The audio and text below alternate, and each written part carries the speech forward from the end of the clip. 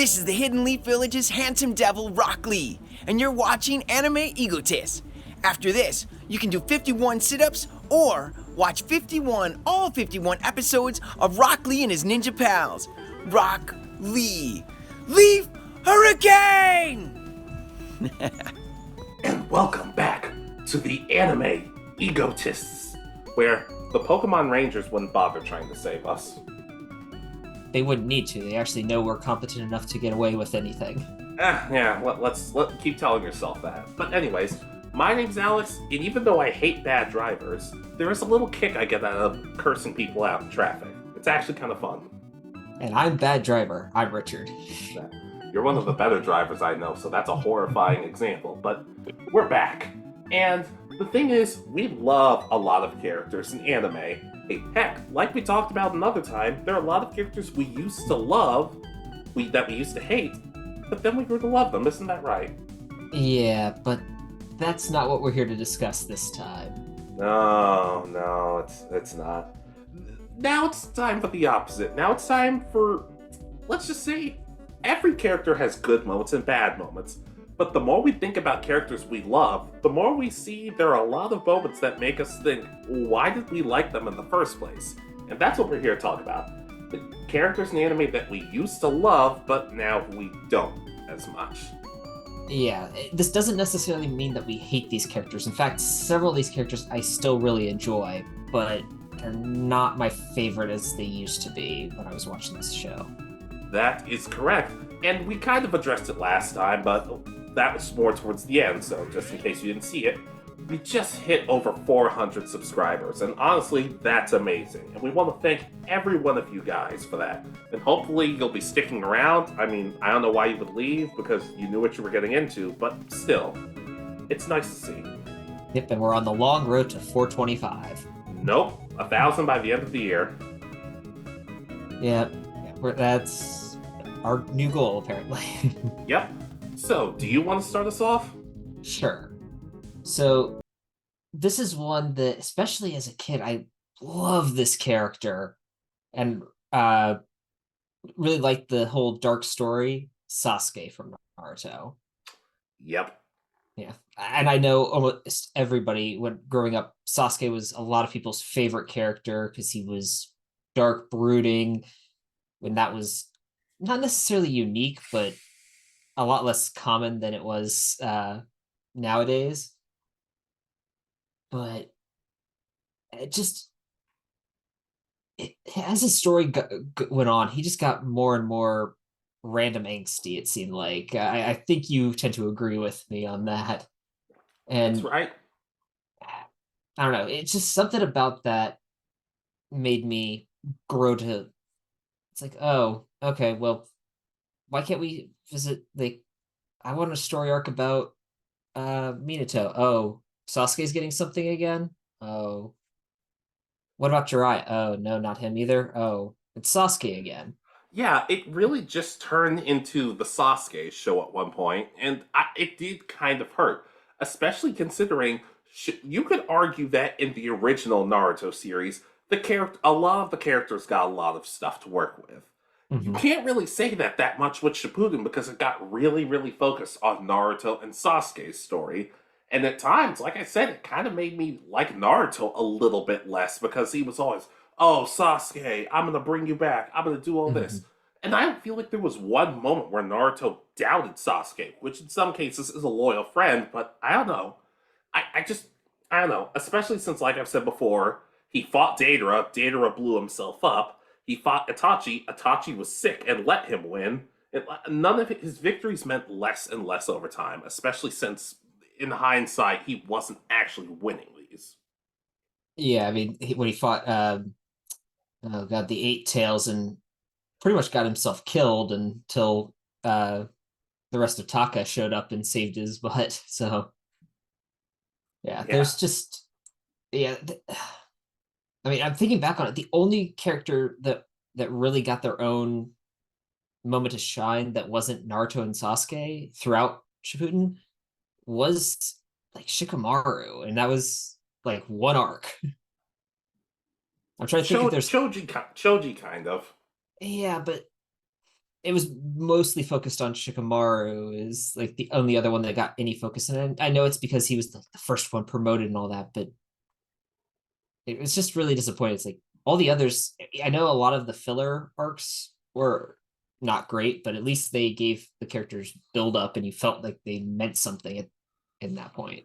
Heck, every time I bring up to people, oh, remember that guy who fought alongside Donzo? He was part of the Aburabe clan, and him and Shino had like a battle. Hell, everyone's like, I remember that. I'm like, oh, of course you don't. Yeah, it's just disappointing how focused it got. And I know they're the two main characters of the series, but all the other characters really did nothing. I mean, they brought in Sai, and then Sai kind of disappears at a certain point and then shows up because he's able to bind people and he fights his brother. I still love that moment where he finally breaks down crying for the first time. Mm-hmm. Yeah, it's he's another one that gets a little bit, but not nearly enough by comparison. Yeah, but I can agree. Sasuke, like, he got too much focus, and you could argue a lot of the focus just stopped being good down the line. Mm-hmm. All right, your first one. All right, technically this is two characters, but they're both. But like, it's Goten and Trunks, or Gotenks from Dragon Ball. Okay. As a kid, I really liked this character. I'm like, oh, he's funny. He like some of his moves are cool and everything. But then I realized it really falls into the Dragon Ball realm of they could have stopped Boo had they just stayed alongside Piccolo and said, "Hey, let's keep training rather than just running off." I get that they're kids, but at the same time, I guess it got to the point for me as I got older. It's just more along the lines of, well, why not just do things this way? Why not just do things that way? Hey, and I don't know. Their jokes stopped being funny as they go. Well, especially for Goten when Gohan, like I said, Gohan thought to himself, Goten's really a lot like Dad, and maybe at some point he could be like the strongest of all of us, and they've shown no signs of wanting to do that. So it's like, why even add that line in the first place? Yeah, no, I 100% agree. They really hyped this up, and it's one of those things that feels like if this was like Kid Goku and like Krillin at that point, and this was kind of their fight. They had to fuse to save the day. It would have been a success because they gave while they were still kids, they knew when to be more serious in fights. But uh Goten and Trunks really never got that. Yeah, And it's like they always everything was play with them yeah. almost, which is really disappointing. Heck, in one of the movies, one of the Broly movies, yeah, it's kind of weird how I have to say one of the Broly movies. I remember like Videl was babysitting something like that, and Goten just kept crying the whole time, and apparently one of them peed on Broly. They don't have a good track record. I actually like Goku and Trunks from GT better. They seem like I actually like their dynamics better. Heck, I know you're not the biggest fan of him, but like you see future Trunks and everything he goes through, and you think, as tragic as this is, he's kind of cool in some ways. And then we just get Kid Trunks, and we're like, oh, well, this kid's not nearly as cool. Yeah, I mean it's really like, okay, well, future Trunks is how to put it. He's a reluctant hero kind of because he has to find a way of saving the day versus Kid Trunks, who's a spoiled brat. That's kind of what it feels like. Yeah, yeah. I don't. The reason they're so low on this list is because, in all honesty, I do feel like some future stuff we might be getting could save them. But overall, I just realized as a kid, I was like, wow, these guys, I really like these guys. But now I'm just like, oh no, maybe I was wrong. I can definitely see that. And then the newest movie really did not help. I'm okay. I'm okay with it because it could, like I said, we're getting more stuff with them, so I find a way to just be okay with it. I just wish that they had at least successfully fused once during the movie or something. Like I'm fine if they had the failed fusion or done both during the fight, but then it comes out. I think it would have been better if they had at least one moment of I'm success. I'm more focused on the giant cell monster than anything else. Everything else was just like I'm also what were the names of those androids, those robots? Oh Gamma? god, Yeah, Gamma 1 and Gamma 2. Yeah, I was more upset that that spoiler alert 54321 that one of them died. I was just like, I know it makes sense for the story, but I just love them so much. I don't know. No. I can understand that. Yeah, but go Tanks, go Ten Trunks. I have hope they'll get better, but I have some hope. Yeah, that's if they're even remembered in the series ever again. From what I've heard, they will be, but let's move on. All right. Well, I'll do my Dragon Ball character, and I picked Yamcha.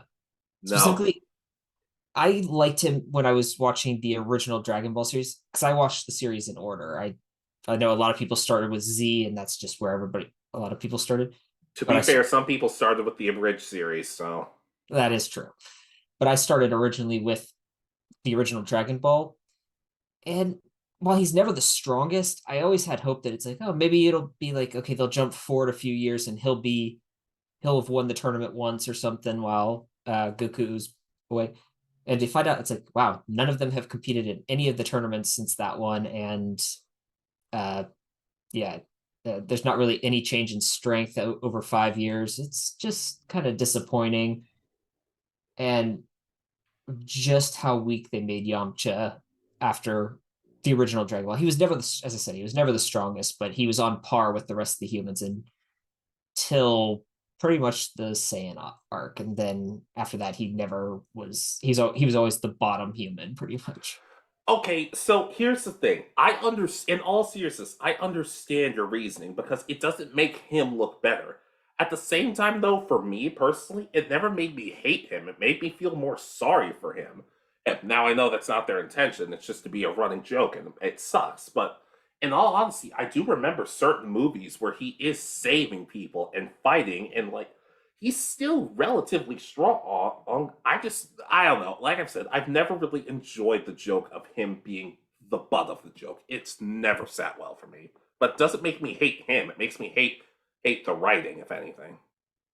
I can understand that. It's just, as I said, because this list isn't that I hate him. I don't hate Yamcha. It's that I'm disappointed in what he became. I wish that he was still kind of. I wish they had kept him as like, okay, he's Tien's rival. He and Tien stay at the same point of being kind of the strongest humans on Earth or something, and they push each other. Kind of, Oh, absolutely. I think that would have been cool.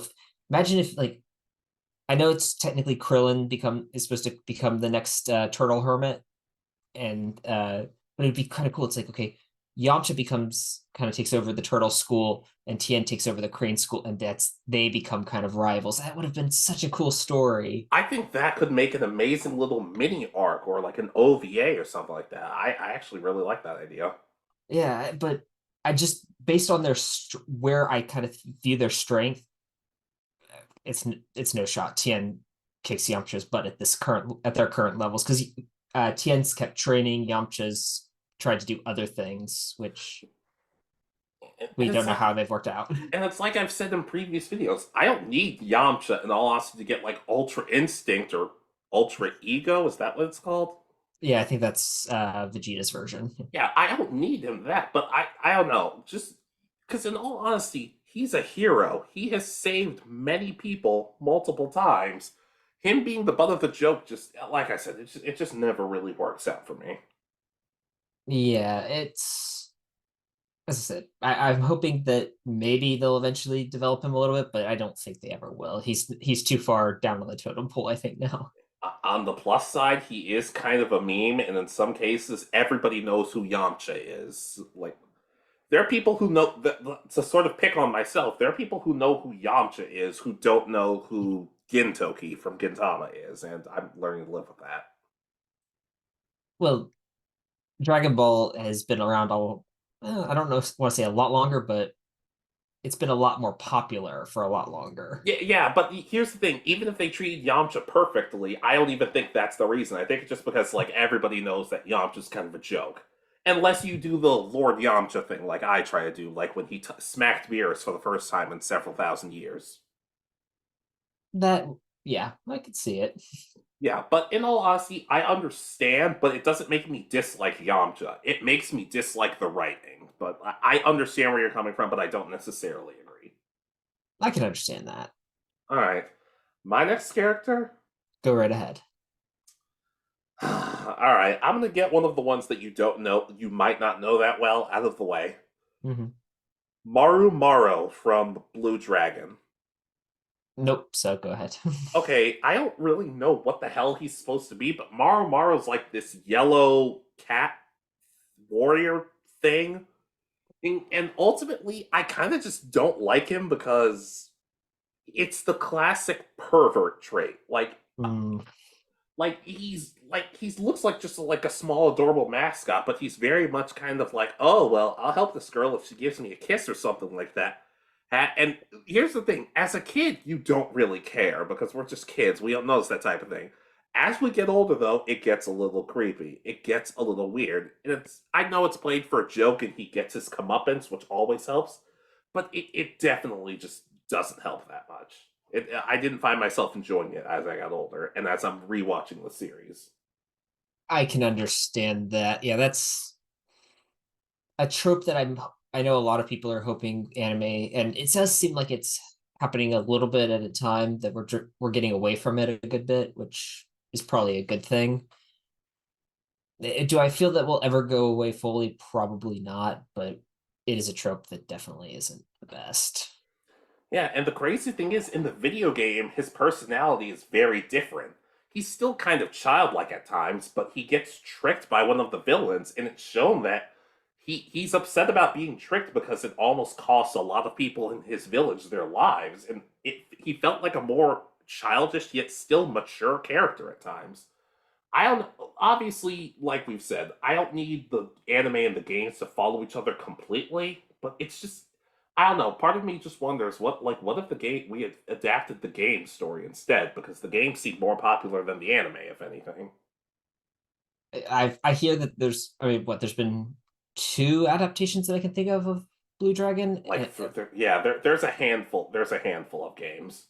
Well, no, I meant the anime. There's, I know Yeah, there was one we were kids, I think and there's like 2 or 3 seasons of it. okay, yeah, and then the but the games, there's, I think there's at least 7 games. There's a lot of them. So at least what I'm considering like the main ones, I know like it's Blue Dragon insert number, and then I know there's a handful of side games and stuff. So yeah, that probably happened. I don't know. But yeah, is it down? It's like I said before. He's a lot more bearable. Oh, when you realize he's getting his comeuppance, but still kind of like, oh gosh. And he's not the worst perverted character in anime. Like he's a lot tamer compared to other characters we've seen. I can understand that. As I said, I don't know the character, so I really can't say for certain, but it's not a trope I'm a big fan of either. So I'll sign on to it as well. Yeah, not horrible. Just don't like him as much as I used to. But who's your next character? Well, I'll do my kind of perverted character as well. So, and it's Brooke from One Piece. I like him when he's doing his music and talking about kind of his past and wanting and that he has his dream and all that. But especially at the point where I'm at, he's constantly asking the female characters to see their panties. That is literally his big joke. It, I wish that they would focus because while he makes puns about being dead and being able to do different things because of that, it's split with this whole thing, and it just gets annoying so much when it's like I'd much rather just deal with the death puns. They'd be not necessarily funny, but at least more enjoyable than that. He gets kind of his comeuppance because Nami always punches him when he says it, but it's just like, why did we need this for this character? He had a unique design. We already have kind of a pervert character in Sanji, who's more of, but he's more of a, He's more of a flirt than a pervert. yeah. But still, it's like, why do we need this at this point? To be fair, I have not gotten to where you've gotten in One Piece, but I think deep down I always just kind of figured with Brook, oh well, I kind of know what to expect. So until nowadays, from what you just told me, I never really felt myself liking him more or hating him more. But I did think to myself, oh, this perverted thing until it stops, I don't think I'm gonna like him any more than I already do. As I said, I would much prefer if they focused on his where he jokes about being dead, like uh which aren't necessarily funny but are enjoyable when they come up. But yeah, there's no reason for him to have been made as the pervert character for this. Yeah, especially considering you have Frankie running around in a speedo, you'd think that would be enough for some people, but I guess not. Yeah, I don't know. It seems weird to introduce a pervert character that far into the series that's going to be a main character, because he was kind of the last major crew member as before the time skip. Yeah, okay.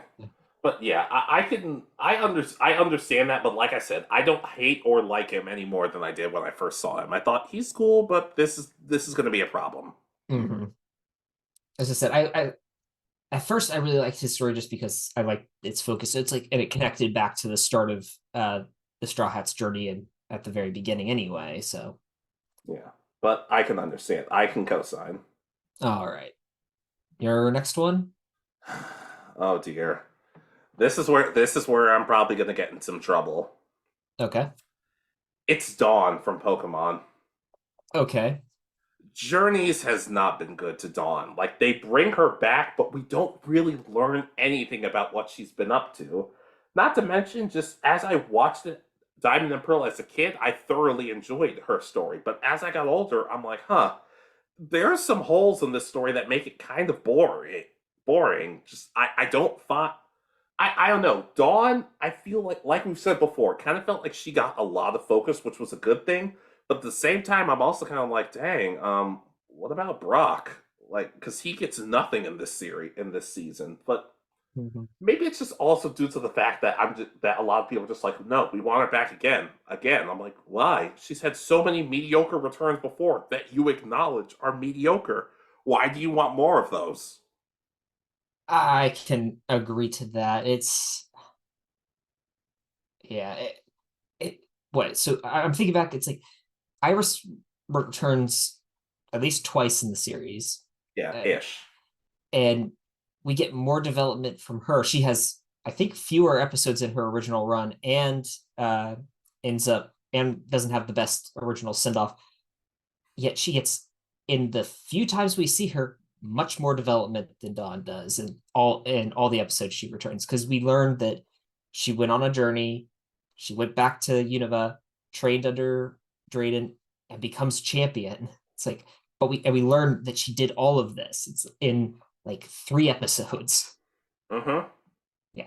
And Dawn, it's like she competed in contests, maybe. Yeah, I mean, she seems more interested in wasting Chloe's time in that one episode than actually going for contests. Furthermore, you finished Black and White more recently. You've gotten done watching Black and White more recently than I have. Do you remember anything about the episode she was in when she came back? Because I don't. Um I think she's visiting Cynthia, because it takes place in that village where in the games you face Cynthia at the very end. If you Yeah. um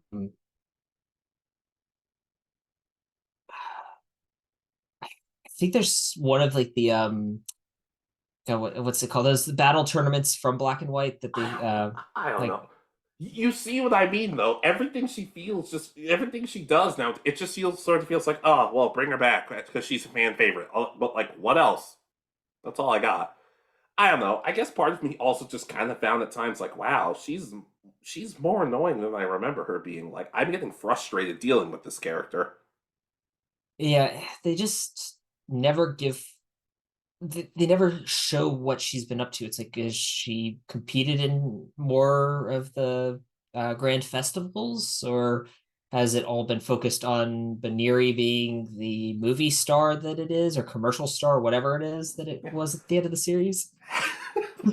Heck, I actually went back and listened to our Lucas video, and I'm like, huh, we didn't focus on Lucas and Dawn's interactions all that much with each other. And then I realized I kind of don't care here because I'm just that uninterested in some of her stuff in Diamond and Pearl.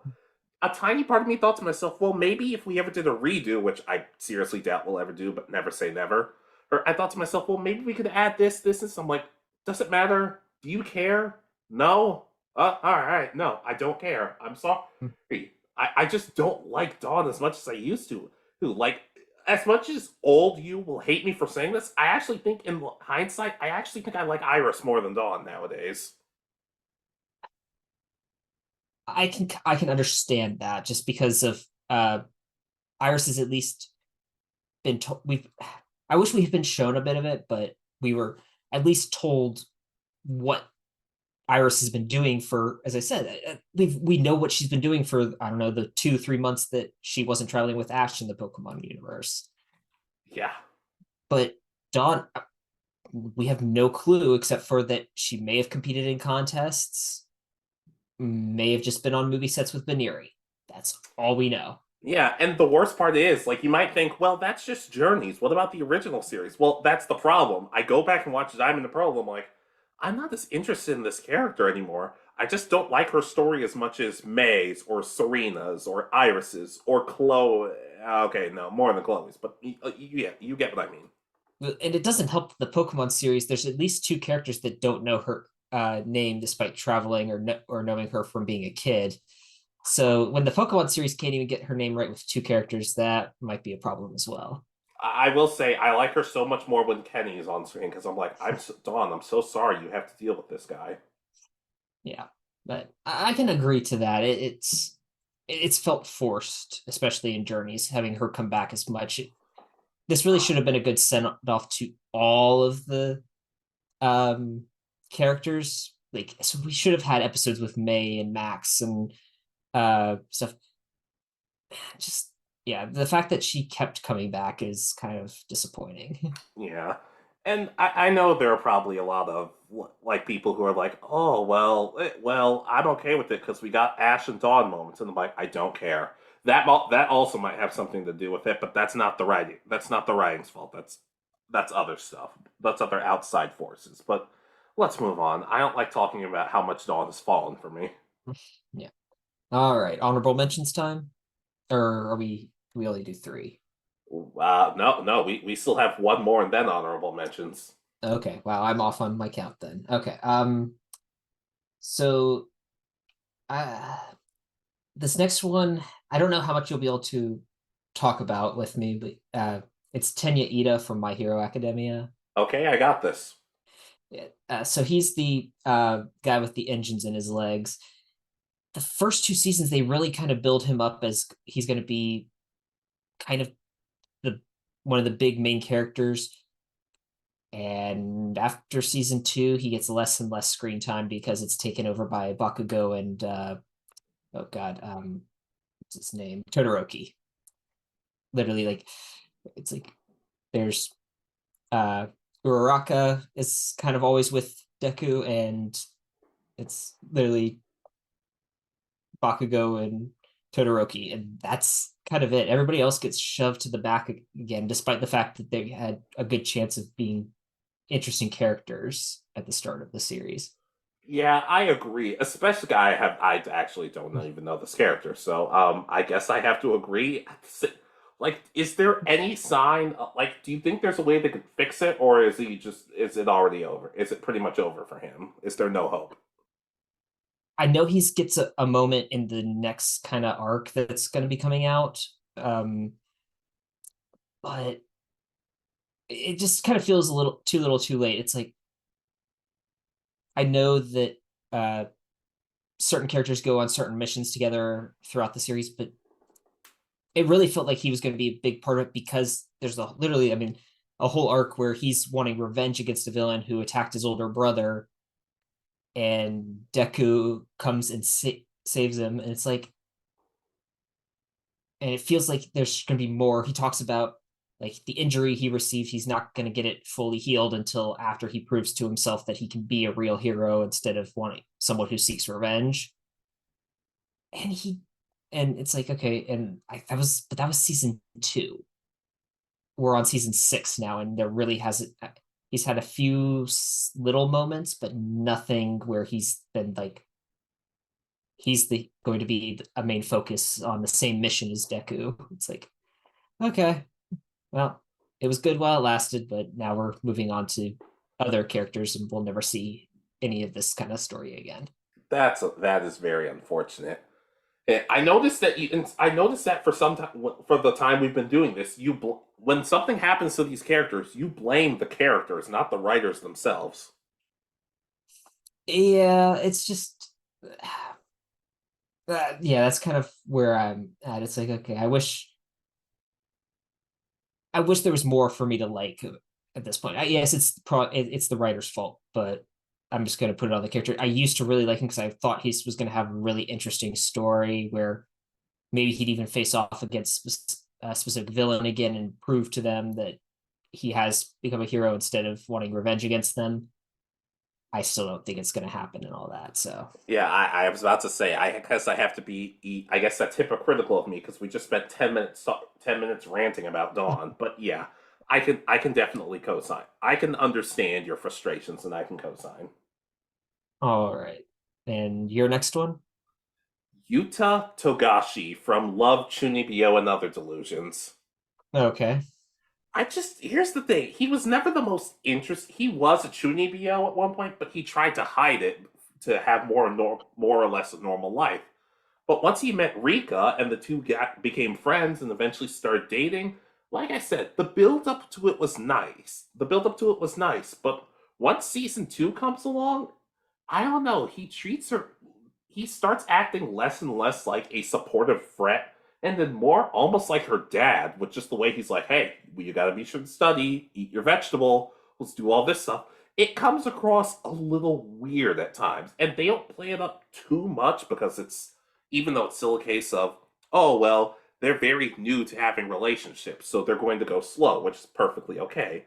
But I don't know, it makes him come across more annoying and pushy at times, especially like I've talked about, Shichimiya, another girl who has a crush on him. He kind of doesn't seem to pick up on it and say, hey, you and I can't be together, but I still value your friendship. I value the years we were friends and hope we can still be friends. He doesn't pick up on it, and he kind of has nothing to do with her recovering when she breaks down into a depression over it. He just stops. He stops being not interesting, but he kind of just stops being likable at some points, and it makes me kind of sad because he felt so relatable earlier on. Yeah, again, I never seen the show, so and I think you've told me enough horror stories about this one that I will probably never watch it. So The first season, I will say, is really good. I recommend the first season. The second season, it's I'm not going to say skip the second season, but just like maybe I'll give you a list of like, hey, watch these episodes, and that's about it. eventually, I've started Showbits for you, so I'm gonna have to, but I'm not that far into it, so I don't know enough of the story yet. What are your thoughts on the theme song? It's I'd have to re-listen to it. I kind of skipped it after the first time I watched it, so don't really remember. It's a theme. It's a theme song. I don't always admit that I like, but once it's in your head, it stays there forever. I can picture some of the imagery, so I know that I'll remember it once I hear it. Yeah. Huh, now I want to watch. Now to get back at you, I want to start a show that you've talked about, but we'll see. I have a lot. I have a lot of stuff that I'm about to start watching, but I don't want to start too many things. Yeah, and a lot of the stuff that I watch and talk a lot about is way longer than the stuff you usually talk about. So Yeah, but I'll find something. But overall, Yuta, I understand in some aspects what they were trying to do, but he just stopped. I stopped liking him. On the plus side, I will say his English voice actor seems like a cool dude. okay, as I said, I don't know the show, so I'll just co-sign. Yeah. All right. Honorable mentions time. Honorable mentions time. Do you have the usual or this usual number or? Yes, I have three. Okay, that's fine.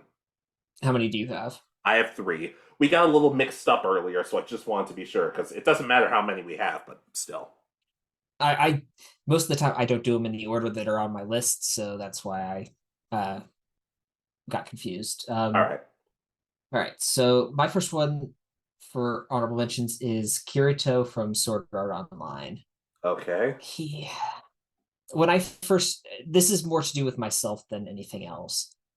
Um when I first watched Sword Art Online, I liked the power fantasy a lot more, where it's a character who's really overpowered, and the whole isekai thing was kind of relatively new at this time. It, not new. It wasn't as popular. It wasn't. There weren't five coming out every season at this point in this year in anime. Since I Uh, have this powered up sword, I guess I'll take over the Demon Kingdom. I'm gonna write that one down. I just made that up. yeah, but you describe like every single. Well, actually, no, that might be a unique story. Works We for might me. have something there, Keep going. but yeah, just as I've gotten older,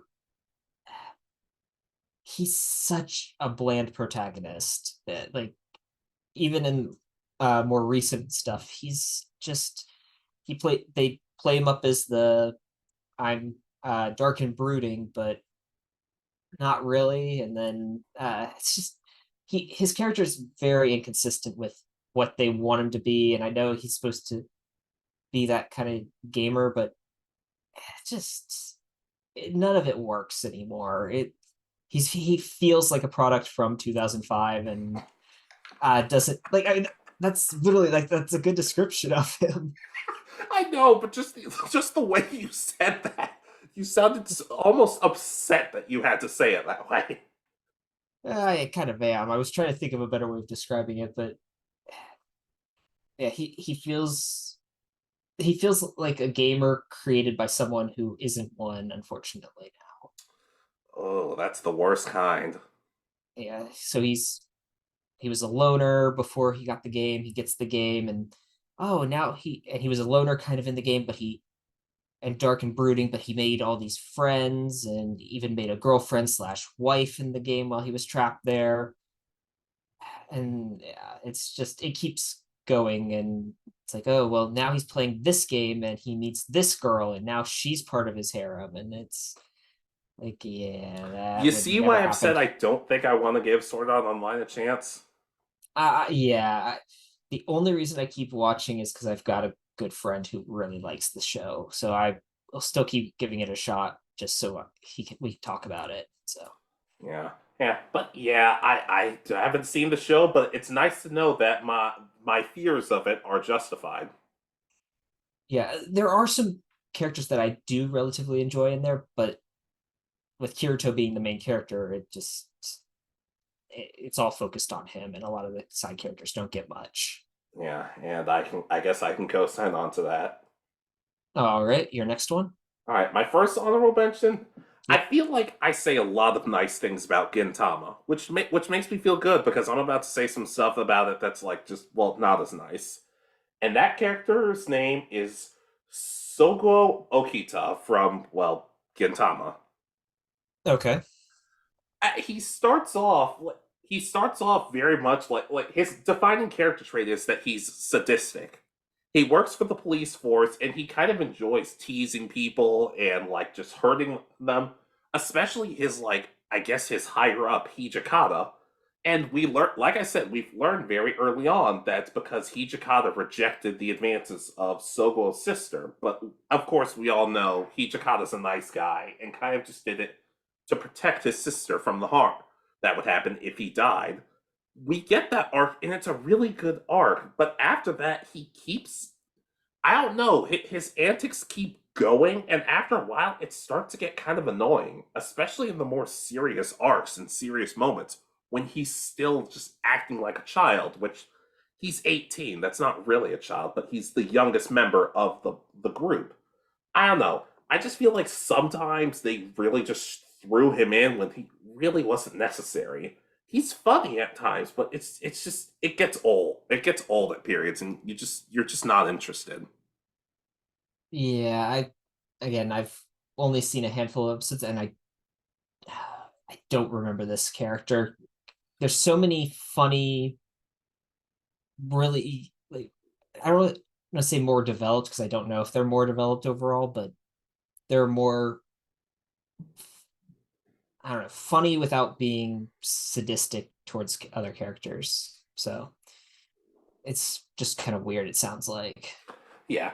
He's an honorable mention because he does still have cool moments, but I think it's just you get sick of it sometimes, especially considering there are a lot of people in the fan base who are like who just openly like, oh my god, this is the funniest thing ever. I'm like, is it? I feel like Gintama is usually hilarious, but I don't think this character is usually he's not usually one of my favorite moments. I can understand that. Yeah, but that's all I got for him. All right. My next honorable mention is Juvia from Fairy Tale. So she kind of starts off as this interesting bad guy because she's on this other guild and she's part of kind of their strongest mages, and they're called the Element Four, and she happens to represent water. But pretty much, she fights Gray, and she thinks he's flirting with her throughout the entire battle, and that kind of becomes her whole personality. Yeah, even I kind of have. I've seen this character before, and I've seen a lot of the clips involving her. I'm like, oh, I don't know if I'm gonna like you. Yeah, she has her moments, which is why she's an honorable mention, where she stands up for everybody.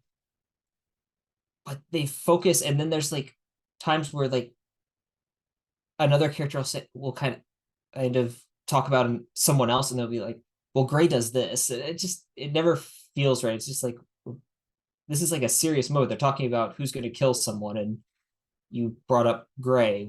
Why is so Gray's going to kill someone now? And that's literally her whole personality for large parts of the series. And at first, she was such an interesting bad guy.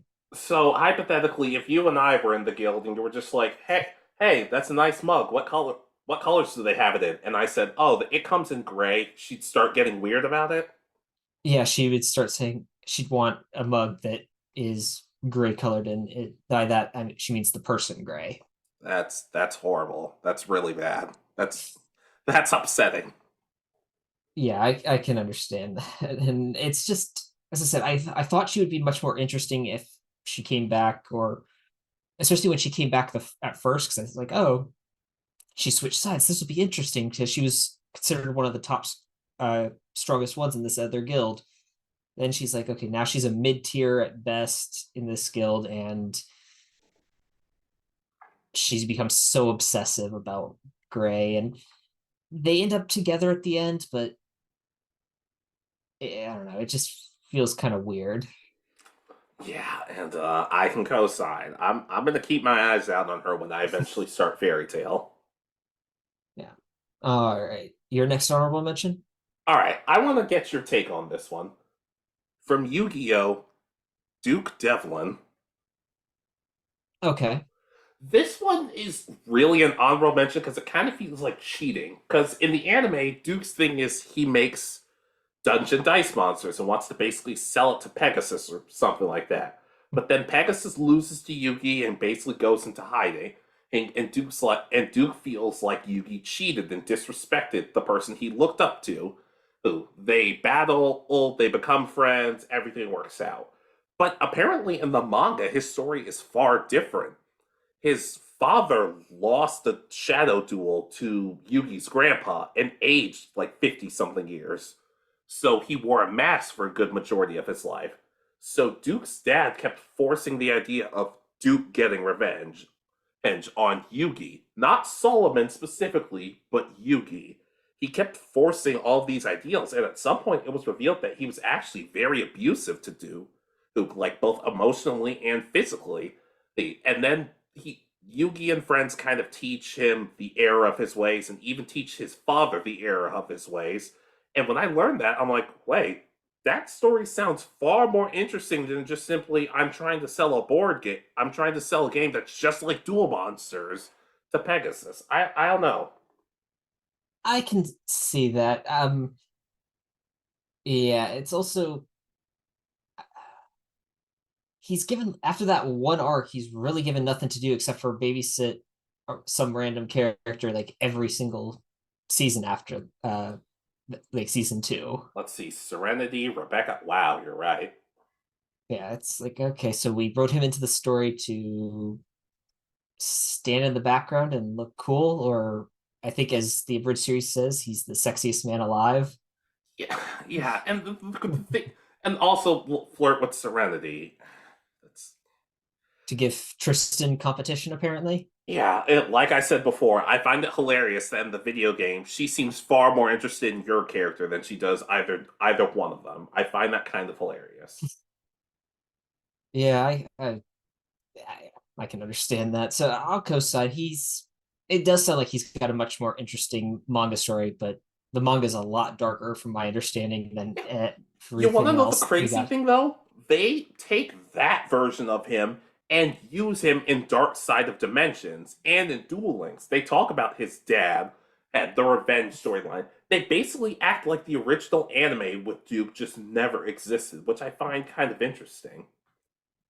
Which is hilarious because he shows up because he's in every season after he's there, pretty much, except Yeah. for maybe the last one. Is he in the last season? Yes, he is. Okay, I just Yeah. yeah, because I know he is got a he's a lot less in that season than the previous two, where he Yeah. at least has a babysitting duty. He's an honorable mention because I do still like him, and I like a lot of his cards, and I especially love his reaction when Joey woke up after dueling Merrick. Like, he was openly crying compared to everybody else. But like I said, I just think maybe, like, had I never discovered his manga story, I don't think this would have happened. So I can't necessarily blame anyone except myself.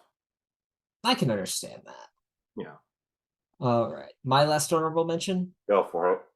All right, so I've talked about this character before. It's Etsu, ah, Etsuya Aizen from Food Wars.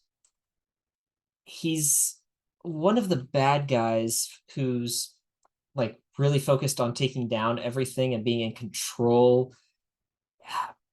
The real problem with him is that he's built up and you expect him to be a real wall that they have to overcome, but his whole arrogant personality, and then the fact that he pays the judges so that they will vote for him. He doesn't even have to cook.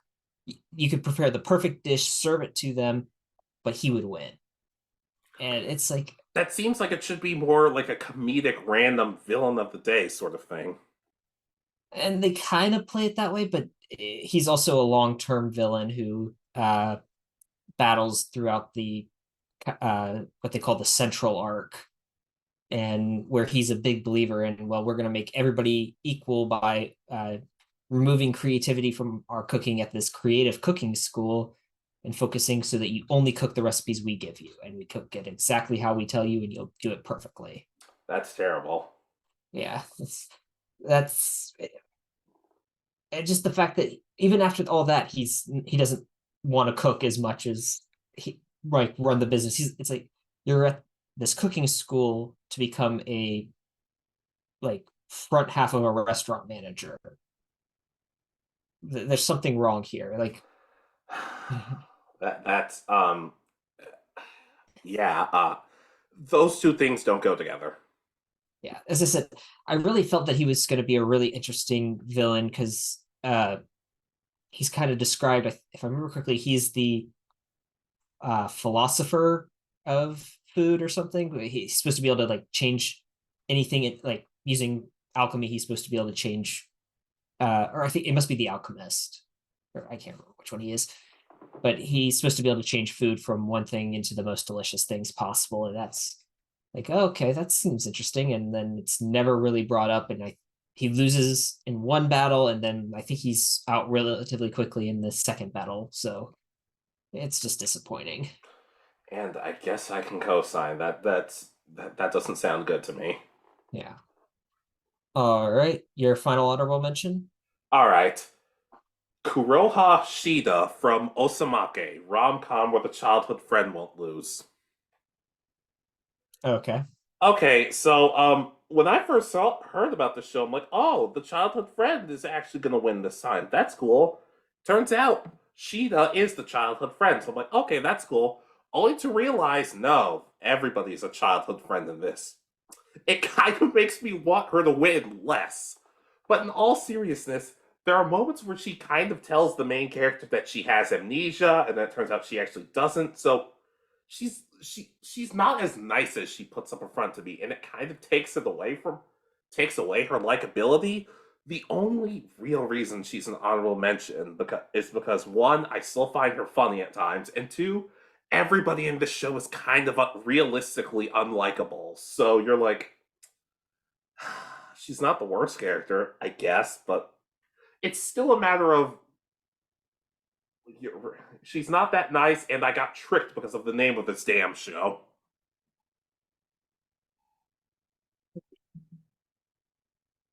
Yeah, I don't know Yes. how I would feel if I were watching a show where it's like where it tells you that they're not gonna win. They introduce a character as the childhood friend only for everybody else to be it, and there to be one of the less likable characters by the sound of it.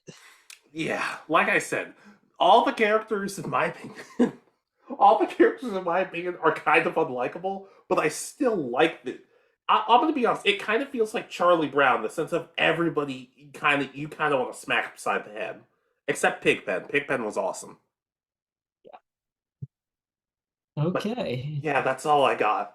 You said your last character is a Pokemon character, right? Yes. Okay, I kind of wanted to add another character to my list, but I'm not going to do that. I just want to hear who's the last character that you don't like as much as you used to. This is what I really am interested to know what your thoughts are, and Okay. that's Professor Oak. Yes, yes, thank you. Yeah, that's who I wanted to add. Thank you. Yes, continue, continue. Because when remember thinking back to when I was a kid, especially watching the first kind of three series, it didn't matter. He always showed up for Ash's stuff.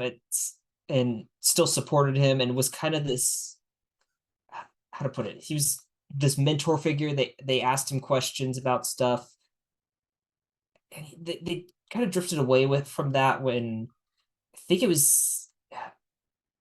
I guess it was probably in the black and white era where the whatever the region professor kind of started taking over that role. Yeah, Professor Juniper. Yeah, and then it was Cerise, I think, was next, and then God, Kukui. Kokui, yeah, and then they, or it was Cerise Labs, it was It the was newest one, so it was Juniper, Sycamore, Kukui, Cerise. okay, yeah, so they all kind of took over the mentor role for him. He stopped showing up for like that was they showed him watching it on TV, but it's not the same as like he used to travel to go see Ash and Gary and stuff, and he just kind of drifted off. And then and I know again it's the writing, but they focused a lot on well, his whole personality became at some point was oh well, he's a famous Pokemon poet, so we're going to concentrate on that, and it was really bad poetry. That poetry was legit awful. It was so bad. I rewatched an episode the other day where Professor Birch reads, like, says a poem, and then someone's like, oh, and then Professor Oak's like, oh, well, I think I could do one better. I'm like, no, actually, it's not. Like, Professor Birch's wasn't great by any means, but Professor Oak, your poetry, like, no, it sucks. Mm-hmm. And just knowing that there are stories in different versions of the manga and stuff, and what we almost got in games where it's like revealed where he's a former champion and stuff. I think there could have been a lot involved. Like maybe we'll get it at the very end. It'll be like the final episode is Ash versus Professor Oak. But Based on what I've heard in Pokemon aiming to be a Pokemon master, I'm really not sure what route they're going.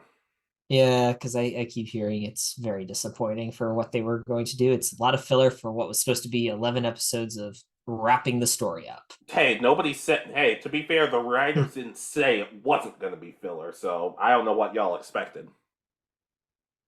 Yeah, but just he's just a little disappointing the fact that he all that he could have been based on other media, kind of where they put him throughout the first few series of being this mentor figure watching over Ash, always being there for his major tournaments, just to drop all of it at a certain point and just never bring him backup as a main person, really. Yeah, and okay, I want to give him 1 point of a good moment because there's an episode in Pokemon Chronicles when Gary's trying to be a research fellow, and he's basically telling himself, "I just don't think I'm cut out for this. I keep making mistakes." And to be fair, Professor Oak and Tracy both say, "Hey, you're gonna make mistakes, but we're both still proud of you," and they help him out. So you get cool moments like that, just not very often. On the other hand, do you remember all the episodes of Pokemon Chronicles, perchance? I know I've seen them all. You'll have to tell me which one you're talking about, and I'd probably The remember it. what? That's the worst part. I don't remember what the plot of the episode, like the what the A plot was, but So Professor Oak's story in that is that he's trying to write a poem, and Hmm. the I don't remember if it's specifically the dub. I think it was the dub, but it turns out the plot twist at the end is it's a love poem for Ash's mom. It's just, I'm not huge on that. At least they're both adults. No, but he was an adult when she was like 5. It's creepy. They've never actually revealed how old he is. I know, but he I was know, I clearly know. an adult, and apparently in an interview they said Ash's mom is like 29, which my DMs are open if that. But still, you understand it's a little Mhm. weird, and everybody acts like this is just a normal thing, which I would just be like, yeah, FBI, this guy. Well, look, can we get Professor Elm back? He seems cool. Yeah, and as I said, at this, that would have been, if it's Pokemon Chronicles, that would have been the end of Johto's beginning of Hoenn. So yeah, at least then he was still relatively an active member of the cast and showed up on a regular basis. But yeah, a lot of my point is that he gets disappointing because he kind of drops off and only shows up on an occasion. Well, it also seems to be his terrible poetry. Well, yeah, there's that too, but that's just terrible poetry. To be fair, and the worst part is everyone's like, "Oh, I can't wait to hear your great poetry."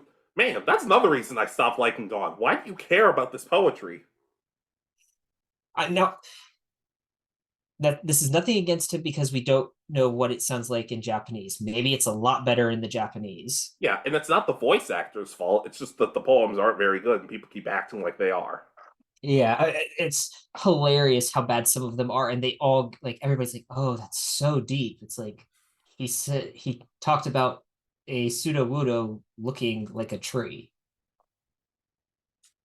and you're serious that that's deep? Okay, Ash and Go are better rappers than Professor Oak as a poet. Just saying. that's really not hard. I know. Then again, I will give him another point. He's not nearly as bad as his Alolan cousin. Yeah, that is true. But yeah, I'm so proud of you. I'm so glad. Best co-host in the world, right here, guy. But like, dear Lord, I wanted to put him on this list, but I'm like, I already said Dawn. But like, no, Professor Oak. Professor Oak is a professor's joke. There, I said it. Like, yeah, as I said, that's why I put him on this list. I was just like, I couldn't help but not think of him. All right. So I feel bad because my character is not nearly as interesting in that regard. My last character, who I don't like as much as I used to, she's not that much interesting. Okay. From Yu-Gi-Oh! GX, Alexis Rhodes. Yeah.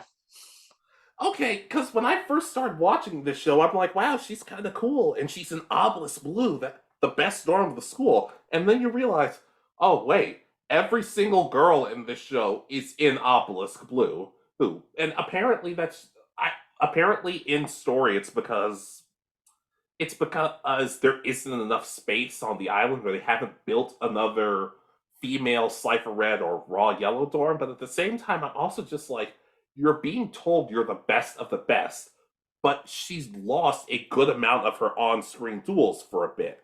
Like she lost to Jaden. She lost to Jaden in like the third or something episode, and her her character never really works for me because it was always, oh, I want to find my brother, or which is a good motivation.